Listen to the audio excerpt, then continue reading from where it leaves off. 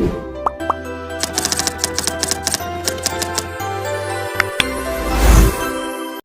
warahmatullahi wabarakatuh. Selamat sore teman-teman. Perkenalkan, nama saya Maulana Berbintang di sini. Saya sebagai moderator untuk kelompok 5 untuk mata kuliah khusus komunikasi. Teman-teman pernah dengar tidak tentang apa itu komunikasi? Nah, di presentasi kali ini kelompok kami akan menjelaskan tentang model-model komunikasi.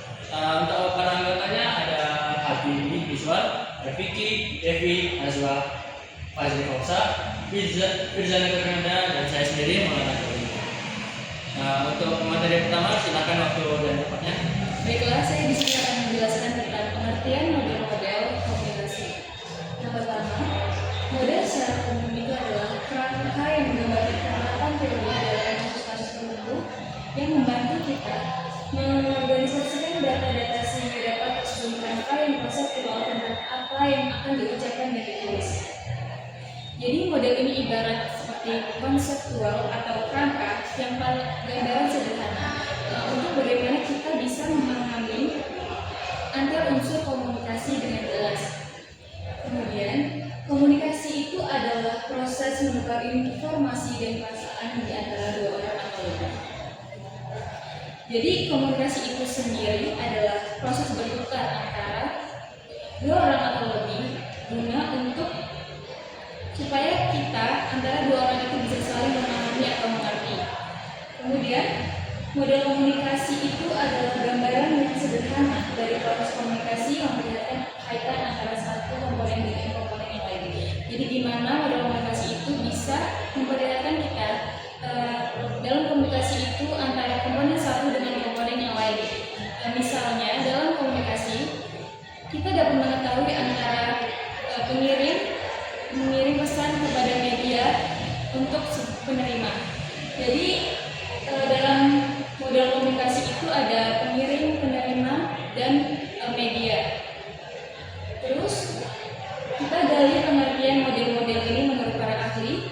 Yang pertama ada Sareno dan Mortens mengatakan bahwa model komunikasi merupakan deskripsi ideal mengenai apa saja yang dibutuhkan untuk terjadi komunikasi. Jadi Sareno dan Mortens ini menjelaskan tentang model komunikasi itu adalah suatu deskripsi ideal yang merupakan tentang unsur-unsur komunikasi antara pengirim, pesan, media, dan penerima atau umpan balik. Kemudian, menurut Aubrey Fisey, model adalah analogi yang mengabstraksikan dan memilih bagian dari fenomena yang menjadikan model. Jadi menurut Aubrey ini, model ini ibarat analogi untuk memahami sebuah fenomena dalam komunikasi ini. Kemudian, menurut Wexner, Saverin, dan Jamia Tanker mengatakan model membantu merumuskan teori dan menyarankan hubungan. Jadi, menurut ia bahwa model membantu merumuskan teori atau mempermudahkan menjelaskan hubungan antar setiap unsur komunikasi itu sendiri. Jadi model komunikasi itu berguna supaya untuk kita mempermudahkan kita memahami suatu informasi tersebut. Jadi komunikasi bukan hanya kirim pesan, tapi juga ada unsur yang terstruktur dan bermakna. Selanjutnya saya akan menjelaskan model-model komunikasi. Di sini model-model komunikasi yang pertama yaitu menurut SA, yaitu stimulus respon. Stimulus yaitu rangsangan dari lingkungan dan respon yaitu tindakan atau reaksi sebagai akibat dari stimulus tersebut. Model SA ini merupakan komunikasi yang paling sederhana atau paling dasar. Proses ini menunjukkan sebagai proses aksi reaksi. Artinya yaitu setiap kata-kata verbal, tanda-tanda verbal, gambar, dan tindakan akan merangsang orang lain untuk memberikan sebuah respon. SA ini dianggap sebagai perpindahan info atau gagasan. Jadi manusia berperilaku karena adanya tindakan dari luar bukan karena keinginannya. Teori ini dipengaruhi oleh psikologi behavioristik yang muncul karena ada rangsangan dari luar yang menyebabkan munculnya suatu respon. Contohnya yaitu yang stimulus yaitu ketika kita mengupas bawang, dan respon yaitu mata kita menjadi perih akibat iritasi. Yang kedua yaitu model Aristoteles, yaitu model yang paling klasik atau yang berfokus pada komunikasi publik atau pidato yang kini dikenal dengan nama public speaking. Ada 3 unsur yaitu pembicara, pesan, dan pendengar.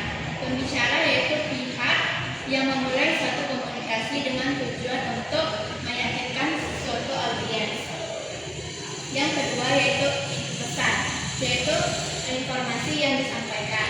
Yang ketiga yaitu pendengar, yaitu pihak yang menerima pesan dan ditujukan untuk mempengaruhi pembaca. Agar komunikasi berjalan dengan lancar, komunikator harus memiliki ethos, yaitu kepercayaan, dan logos, yaitu pendapat, serta pathos, yaitu emosi halayak. Sekarang bisa sebagai pemateri berikutnya akan menjelaskan dari selanjutnya, yaitu yang ketiga model Lasker. Dari unsur utama dalam ungkapan verbal, ini yang pertama ada hu atau komunikator, itu pihak utama atau pelaku utama yang punya kebutuhan atau dalam berkomunikasi. Yang kedua itu say what atau message, pesan atau isi informasi kepada komunikator dari komunikator lain. Yang ketiga itu language channel atau saluran komunikasi, alat untuk menyampaikan pesan dari komunikator kepada komunikannya.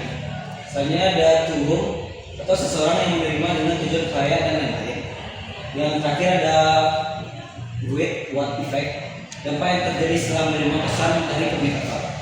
Adapun fungsi dari model Lasker ini mengawasi hitungan, itu memberikan tindakan tentang peluang dan ancaman yang ada.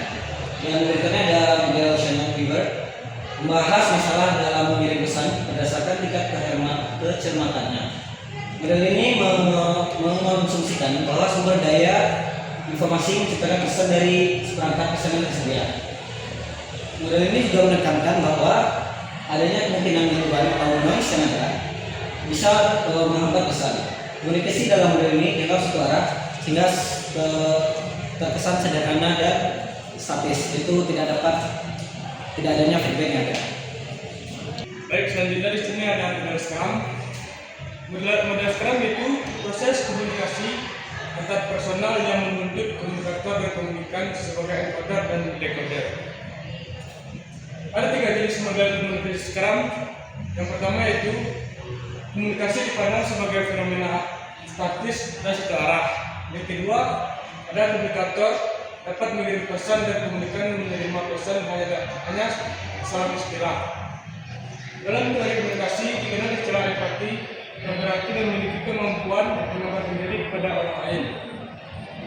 Yang ketiga, ada setiap orang pada dalam proses komunikasi adalah sekaligus dalam menjadi encoder dan decoder. Selanjutnya ada yang baik, selanjutnya ada yang normal, yaitu model Wesley dan McLean. Model Wesley dan McLean yaitu satu model yang mengaitkan komunikasi antar pribadi, komunikasi massa, dan memasukkan tempat balik dalam proses komunikasi. Nah, dalam model ini mempertahankan hubungan linear antar pengirim dan penerima, tapi menambahkan peran receiver. Model ini ada 8 komponen. Yang pertama itu ada lingkungan X. Proses komunikasi dimulai ketika stimulus dari lingkungan memotivasi seseorang untuk membuat dan mengirim pesan. Selanjutnya ada pengalaman sensorik X1. Ketika mengirim pesan mengalami sesuatu di lingkungannya mendorong untuk mengirim pesan. Berbicara tentang pengalaman indrawi sebagai elemen komunikasi. Selanjutnya ada sumber atau pengirim E. Penyiar yang mengirimkan pesan tidak berusaha. Dalam hal ini berbicara tentang komunikasi massa. Selanjutnya ada penerima D. Penerima adalah orang yang menerima pesan dari pengirim. Ketika berbicara komunikasi interpersonal, penerima adalah orang yang mendengarkan pesan. Selanjutnya ada objek orientasi penerima. Umpan balik mempengaruhi bagaimana pesan dikirim, berarti penerima dan dikirim mengirim pesan kembali ke pengirim. Setelah mereka menerima umpan balik, pengirim mengubah pesan dan mengirimkannya kembali. Selanjutnya ada penjaga gerbang. Penjaga gerbang adalah editor dan pengirim pesan yang mencoba berkomunikasi dengan penerima. Nah, yang terakhir itu ada pemimpin opini. Pemimpin opini adalah opinion leader yang memiliki pengaruh yang sangat besar sebagai faktor lingkungan X terhadap pengirim pesan E. Ini adalah pemimpin politik, selebritas, atau influencer media sosial. Materi berikutnya yaitu contoh model komunikasi dalam desain komunikasi visual. Yang pertama itu ada model SR, stimulus respon. Di sini kami menampilkan tentang iklan berpucuk harum. Nah, pada iklan minuman ini memiliki warna yang bagus dan bentuk desain yang memiliki daya tarik. Nah, bisa diperhatikan kepada teman-teman semuanya. Di sini ada terlihat warna merah dan juga kalau teman-teman bisa melihatnya ini tuh ada bercak-bercak air itu sehingga mungkin konsumen ini bisa tertarik dan ingin menimbulkan rasa ingin meminumnya. Yang kedua ada model Aristoteles. Di sini kami menampilkan iklan dari Energen. Nah, di dalam iklan Energen ini harus mempunyai tipografi yang konsisten sehingga teman-teman semua bisa melihatnya enak untuk dipandang. Lalu menciptakan citra yang kuat bagi konsumen. Jadi di sini itu di dalam iklan Energen ini harus mempunyai bagian etos, di mana harus memiliki profesionalisme dan kepercayaan diri. Nah, di sini juga harus mempunyai logos, makanya di sini itu ada yang sumber serat yang 3 ini, sehingga itu termasuk dalam logos. Sehingga semisalnya ada konsumen yang ingin bertanya, iklan tersebut bisa menjawabnya. Baik, saya akan melanjutkan tentang model komunikasi dalam desain komunikasi visual, yaitu terdapat model Laswell yang menampilkan sebuah iklan kampanye tas lokal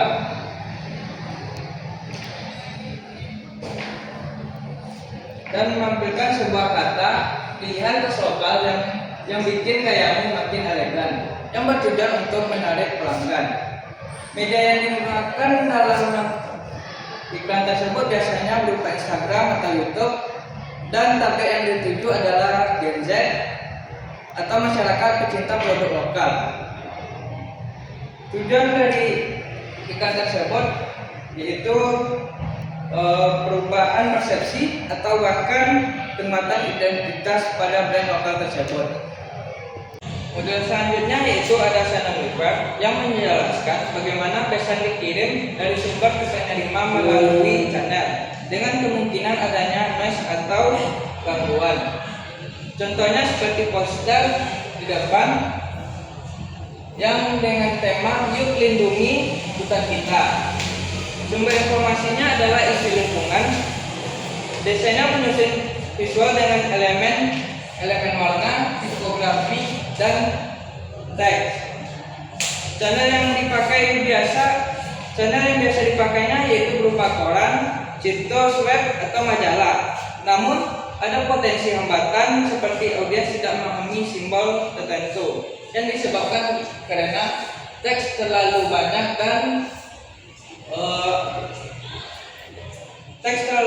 atau desain yang terlalu ramai, sehingga pesan utama tidak tersampaikan dengan jelas. Baik, saya akan menjelaskan tentang penerapan dalam komunikasi visual menurut model Swan Makdo. Bisa dilihat dari ajakan itu kandungan titri, melindungi dan mempersulit seri. Itu bisa dalam proses iklanannya itu ada pengirimannya untuk mengkodekannya kepada audiens melalui iklan atau visual. Audiens juga akan meresponnya dengan pengalaman mereka yang mereka rasakan sendiri ataupun dengan umpan balik bisa kepada pemilik toko tersebut. Bisa secara verbal maupun non verbal. Ada model Wesley dan Franklin. Teman-teman bisa lihat sendiri dari Jagalah Kebersihan Lingkungan, itu adalah poster ajakan yang desainer poster tersebut mengharapkan umpan balik atau feedback berupa pesan verbal ataupun non verbal agar dia bisa untuk merubahnya lagi, tidak bukan merubah, tapi untuk memprosesnya lebih lanjut tentang ajakan jaga kebersihan lingkungan. Karena pesan tersebut ajakan untuk membersihkan, menjaga kebersihan lingkungan adalah poster yang berpengaruh untuk kemasan depan. Sekian itu saja kelompok kami yang bisa kami presentasikan. Jika ada salah, mohon maaf. Sekian, assalamualaikum warahmatullahi wabarakatuh.